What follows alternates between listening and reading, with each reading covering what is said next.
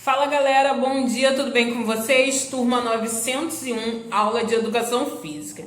Gente, e aí, como é que foi a nossa P2? O que vocês acharam? Vocês tiveram alguma grande dificuldade? Tem alguma dúvida que a gente ainda precisa esclarecer sobre algum assunto passado? Se tiver, galera, não hesitem, mandem mensagem lá no WhatsApp ou no e-mail para a gente poder conversar sobre, certo? Para começar a aula de hoje, nós vamos fazer a correção da nossa atividade do livro, página 57. São questões de cunho mais pessoal, mas eu vou fazer o acompanhamento aqui com vocês para que não fique nenhuma dúvida. Vamos lá! Eu dei para vocês 3 estilos musicais, 3 danças típicas brasileiras e vocês deveriam responder essas perguntas aqui da página 57 de acordo com essas 3 danças. Na letra A, você deveria dizer de qual dança você mais gostou e por que você gostou mais dessa. Então, você podia ter escolhido qualquer uma das 3, né? Na letra B, você devia dizer quais são as principais articulações solicitadas, as principais articulações que são exigidas para fazer o movimento daquela dança em específico. Lembrando, a articulação é a junção de 2 ou mais ossos. Não vamos confundir o osso de forma isolada com a articulação, que é a junção de 2 ou mais ossos, que é a estrutura que vai permitir que os movimentos sejam realizados. Como exemplos de articulações, nós temos ombro, quadril, joelho, tornozelo, punho, certo? Letra C. Quais são as principais capacidades físicas que os alunos, as pessoas das apresentações, demonstraram durante essa apresentação? Força muscular no frevo, quando a pessoa precisava agachar e levantar para fazer aqueles movimentos característicos, nós temos uma presença clara da potência muscular, que é a capacidade que une força muscular e velocidade. Nós temos na catira a força muscular para bater os pés no chão. Nós temos no carimbó a flexibilidade para fazer os movimentos com o quadril, certo? Que vão regir o balanço da saia no ritmo da música, certo? Na última, letra D, nós deveríamos descrever pelo menos 5 habilidades motoras necessárias para fazer essa dança que você mais gostou. Se você gostou mais do frevo, você vai dizer que nós precisamos de...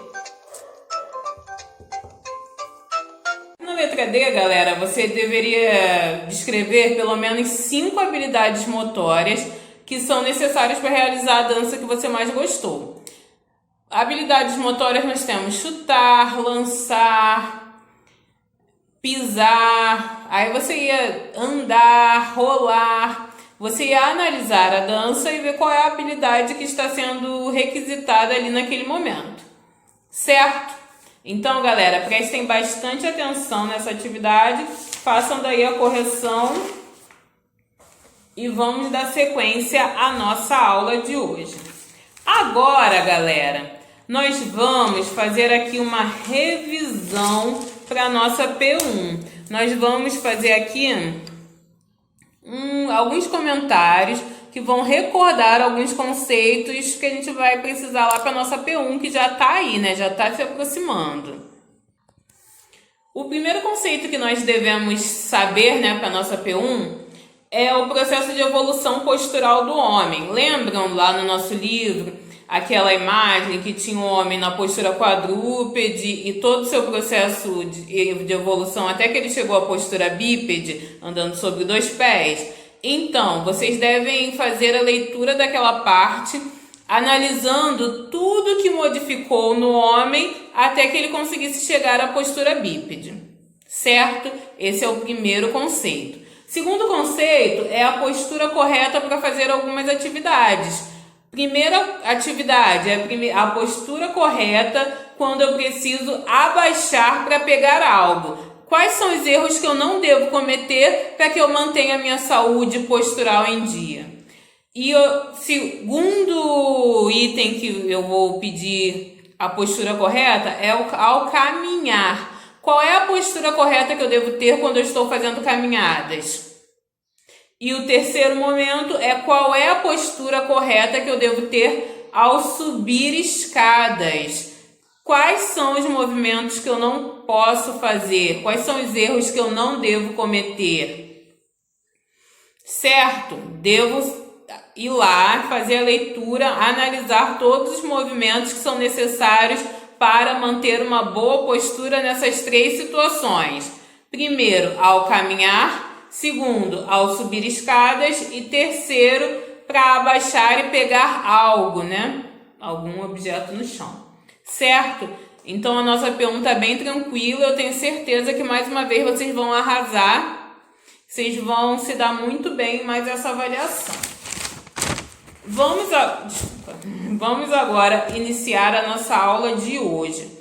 A nossa aula de hoje está no livro Unidade 10, página 58. Acompanha daí do material de vocês. Certo, galera? Dando início aqui à nossa aula de hoje, de forma mais específica, nós vamos entrar aqui na página 58, Unidade 10, que tem como título Lutar. Por mais que você não tenha participado de uma forma ativa de nenhuma luta, você deve saber, de acordo com o seu conhecimento de mundo, né, que todas as lutas elas têm algo em comum. Todas as lutas elas têm em comum os seus fundamentos filosóficos. Toda a filosofia que vai definir o caráter de um lutador. É o que vai dizer que ele deve respeitar o seu adversário, que ele deve fazer um jogo limpo nas competições, que ele deve ser respeitoso no momento que ele está lá, né, praticando a sua luta, que ele deve ser respeitoso também com as pessoas que não praticam essa luta, que ele não deve praticar essa luta fora daquele ambiente ali específico, fora do ringue, do tatame, da arena, ou seja, do que for. Esse conjunto de ideias são os fundamentos filosóficos que regem as lutas das mais variadas, né? Pode ser o judô, o karatê, o taekwondo, independente de qual seja a luta, ela tem os seus fundamentos filosóficos, que são as atitudes morais, os aconselhamentos que vão reger a conduta dos seus participantes. Vamos ver o que o nosso texto, no espaço Olha o Movimento, tem para nos dizer. Partindo desse princípio de fundamentos filosóficos, galera, aliado aos princípios físicos, ou seja, não adianta ter todo um corpo forte se o espírito, os conceitos, as atitudes não são legais. Então, lá na China, o monge Shan San Feng, ele estava preocupado com essa questão. Sabe por quê? As lutas, as artes marciais, de uma forma geral, foram associadas a guerras. Elas foram utilizadas lá nas guerras. E com essa utilização recorrente, né, essa utilização assim frequente, acabaram se perdendo os fundamentos filosóficos das modalidades. Essa filosofia que sempre foi tão importante para os praticantes, ela foi se perdendo. Porque será que lá no meio da guerra eu vou pensar em ter uma atitude solidária, em uma atitude de respeito? Lá na guerra esse conceito ele fica um pouco defasado, né? Um pouco difícil. Imagina se lá na guerra eu pensar em solidariedade, em respeito, em companheirismo com as pessoas, né, do outro país, do outro grupo, a minha vida estará em jogo, né? A vida da minha nação estará em jogo. Então, lá na guerra, eu não posso priorizar esses fundamentos. E as lutas, elas estavam sendo frequentemente usadas nas guerras. E esses fundamentos estavam, com o tempo, se perdendo, galera. Eles estavam desaparecendo. Foi quando Shang Tsung Feng ele se preocupou com isso. E ele começou a querer buscar a reunificação desses princípios filosóficos. Foi quando ele estava observando a luta entre uma garça e uma serpente e ele idealizou os movimentos do Tai Chi Chuan, uma arte chinesa criada por Shang Tsung Feng, porque ele estava preocupado com os princípios filosóficos das artes marciais que estavam se perdendo. E para que esses princípios não se perdessem de vez, ele foi lá e criou o Tai Chi Chuan. Certo? Muito bacana essa história, não é mesmo, galera? Tem como objetivo valorizar os princípios filosóficos das mais diversas modalidades. Aqui nós temos o exemplo do Tai Chi Chuan, mas nós também devemos valorizar os princípios filosóficos de todas as lutas. Vamos lá, dando sequência aqui, livro, página 59. Gente, eu vou deixar para vocês lá na descrição da nossa aula um vídeo bem interessante sobre o Tai Chi Chuan. É de um campeonato mundial que aconteceu em 2018. É um vídeo bem curtinho, de aproximadamente 3 minutos. Eu peço que os senhores assistam, para que os senhores tenham uma ideia melhor de como é essa modalidade, da precisão de movimentos e da variedade de ritmos que essa modalidade assume. Então, galera, assistam ao vídeo que fala sobre o Tai Chi Chuan, certo? Vou deixar ele lá na descrição da nossa aula. Esse vídeo, ele é de 2018, é um campeonato mundial que aconteceu recentemente. Mas nós sabemos que esse ato de combate, esse ato de lutar, ele está presente na nossa sociedade há muito tempo. E os primeiros registros desse ato, eles nos levam à Grécia Antiga, por volta dos séculos 2 a.C. Lá foram retratados vestígios do confronto entre dois oponentes, o que leva à ideia das lutas, como nós conhecemos hoje. E esse registro, ele ficou conhecido como o Pancrácio. Destaca aí no material de vocês. Pancrácio foi o primeiro vestígio das lutas na história da nossa sociedade. E o que era esse Pancrácio, galera? O Pancrácio, ele nada mais era do que um tipo de combate que era usado como base para o treinamento de soldados gregos, como se fosse uma mistura de várias lutas que era utilizado para treinar os soldados que iriam para as guerras. Certo? Esse combate, o Pancrácio, ele foi tão importante que ele era a base para exércitos poderosos como os de Esparta e de Alexandre o Grande. Se nós pudéssemos comparar a uma luta que nós temos hoje, o Pancrácio seria mais semelhante à luta greco-romana, uma espécie de luta livre que nós temos nos tempos atuais. Certo, galera? Então prestem atenção, destaquem aí no material de vocês esse conceito, Pancrácio. Vamos lá, dando sequência aqui, nós podemos ver a origem da expressão artes marciais. As artes marciais, esse termo artes marciais, de forma mais específica, eles remetem às artes da guerra. Certo?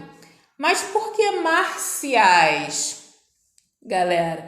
Porque o deus que era na mitologia romana, o deus da guerra, era o deus Marte. Por isso, as artes marciais seriam como se nós disséssemos assim, que o deus Marte, ele viria à Terra para ensinar a sua arte. Por isso, ficou conhecido como as artes marciais. Hoje, nós já temos, esse conceito já foi diluído, né? Já foi dissolvido. Mas lá no começo, esse era o motivo de nós termos esse nome, né? De artes marciais. Vamos lá, dando sequência aqui no terceiro parágrafo, como eu disse para vocês. Hoje em dia nós já não nos importamos mais com quem criou esse conceito, né? Com a origem desse conceito. Mas é importante que nós tenhamos a consciência de onde surgiu esse termo. E é importante ressaltar também, galera, que esse termo é um termo ocidental. No Oriente, dificilmente diz-se esse termo de arte marcial. É muito mais utilizado o termo do Bushido, como é utilizado no Japão, e o Wushu, como é na China. Certo? Nos países do Oriente, termos como Wushu e Bushido são muito mais utilizados do que o termo de artes marciais. Foi? Galera, é importante também que nós saibamos que as lutas como Karatê, Kung Fu, Taekwondo, esgrima e o arqueirismo, que são lutas que estão relatadas aqui nas nossas imagens, Karatê, o arqueirismo, a esgrima, essas lutas tiveram origem na guerra. Tiveram origem na guerra. Cada país, cada nação, cada povo combatia de uma forma. No passado não existia o combate como é feito hoje, que é feito até mesmo pode ser feito até mesmo com armas químicas, armas de fogo. O combate era feito com instrumentos simples, né, como o arco e a flecha, aqui como nós vemos no arqueirismo, ou a espada, né, como nós vemos na esgrima, e muitas vezes era feito pelo combate ali, corpo a corpo, né, a luta corporal de uma forma mais simples. E esses combates deram origem não somente a essas lutas, mas também a alguns esportes de combate, como nós podemos destacar aqui o boxe, o judô, a luta olímpica, certo? Que são considerados esportes de combate. E o mais importante, galera, que nós precisamos destacar é que todos esses esportes têm as suas regras. Regras que precisam ser respeitadas. Respeito e disciplina é o principal fundamento que rege as lutas. Respeitado nos seus movimentos, respeitados em questão de pontualidade. Os esportes, eles exigem de uma forma geral uma disciplina rígida, principalmente se esse esporte for de combate, se esse esporte for uma luta, certo? E aqui em seguida nós temos a questão, né, de que os lutadores eles devem buscar não somente o aperfeiçoamento dos movimentos. Os lutadores eles devem priorizar o aperfeiçoamento, o desenvolvimento da sua personalidade, porque de nada adianta você ser uma pessoa equilibrada, um campeão, colecionar títulos nos mais variados esportes e ser uma pessoa ignorante, uma pessoa arrogante, uma pessoa que não consegue conviver em sociedade. De nada adianta. Esses dois conceitos devem estar em equilíbrio. Tanto o aspecto físico quanto o aspecto filosófico, né? O aspecto da personalidade devem estar sempre em equilíbrio. Certo? Galera, eu vou encerrar aqui a nossa aula de hoje. Eu espero que vocês tenham compreendido bem o aspecto filosófico que envolve o ato de lutar. Prestem atenção, quem não fez a nossa avaliação, Nós vamos entrar agora em uma semana de segunda chamada. Quem deixou por algum motivo de fazer a nossa avaliação, se atente lá à nossa plataforma, faça a sua avaliação, mantenha o seu conteúdo em dia, que eu tenho certeza que nós vamos conseguir sucesso. Vou encerrar aqui a aula de hoje. Fiquem com Deus e até a semana que vem.